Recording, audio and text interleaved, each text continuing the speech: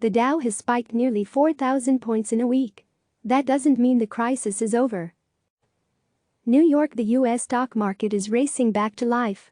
The Dow has skyrocketed 36 points, or 20%, over the past week.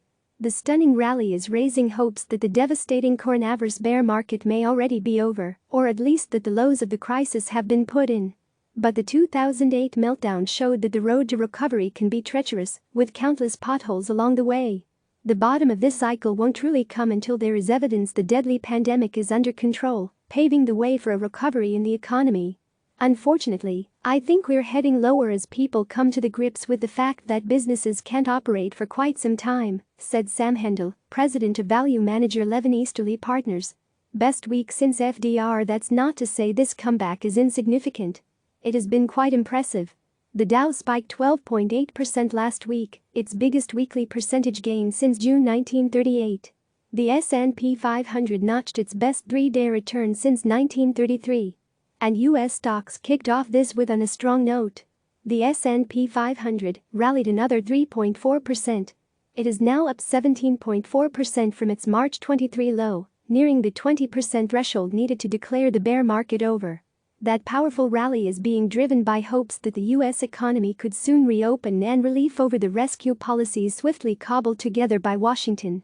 The Federal Reserve taking unprecedented steps to prevent a full-blown financial crisis, and Congress and the White House rushed through a $2 trillion stimulus package, the largest in American history. Markets stop panicking when policymakers start panicking, Bank of America strategists wrote in a report to clients late last week. Millions of jobs are disappearing, but the economic toll has only just begun to get tallied.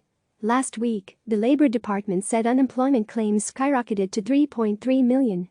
That was nearly 5 times above the previous record set in 1982. Economists have warned that despite the stimulus package, second quarter GDP will collapse by the most on record.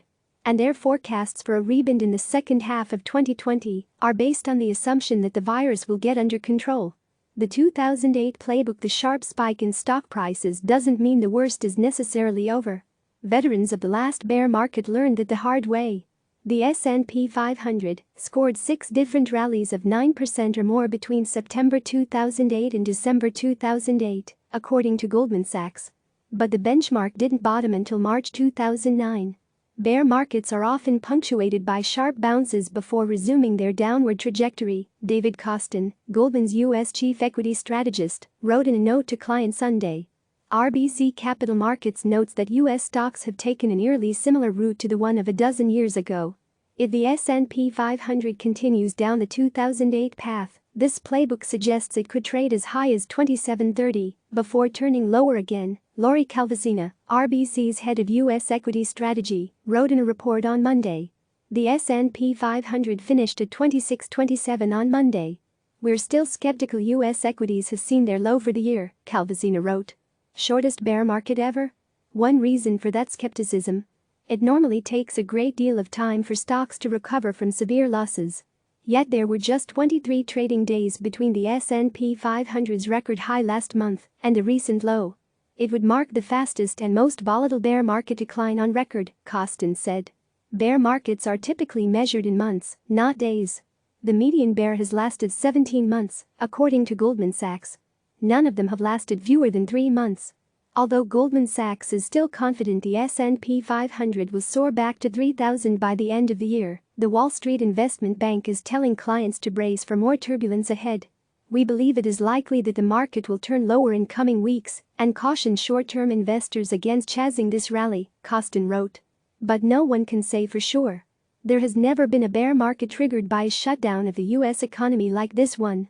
And never before have policymakers responded so forcefully. America has a history of overcoming adversity with a vengeance, said David Bahnsen, chief investment officer at the Bahnsen Group, which manages $2.25 billion. One major obstacle is that corporate America, the biggest buyer of U.S. stocks during the last bull market, has effectively been sidelined. Everyone from Chevron, CVX, and Morgan Chase, JPM, to Dick's Sporting Goods, DKS, and Wells Fargo, WFC, have suspended their buyback programs because of the coronavirus crisis. Nearly 50 U.S. companies have halted existing buyback programs over the past 2 weeks, according to Goldman Sachs. These suspensions represent $190 billion of buybacks, or nearly 25% of the total from last year. That vanishing demand from U.S. companies will translate to higher volatility and lower valuations, Goldman Sachs said. Health crisis hasn't peaked yet. Goldman Sachs laid out a 3-part checklist for a sustained rally. Clear signs the coronavirus outbreak is slowing, evidence the government's monetary and fiscal stimulus is effectively limiting layoffs and bankruptcies, investor positioning, and sentiment is bottoming. It remains very murky when the coronavirus pandemic will peak. But it's clear that the worst has not yet arrived, suggesting an unimaginable human toll.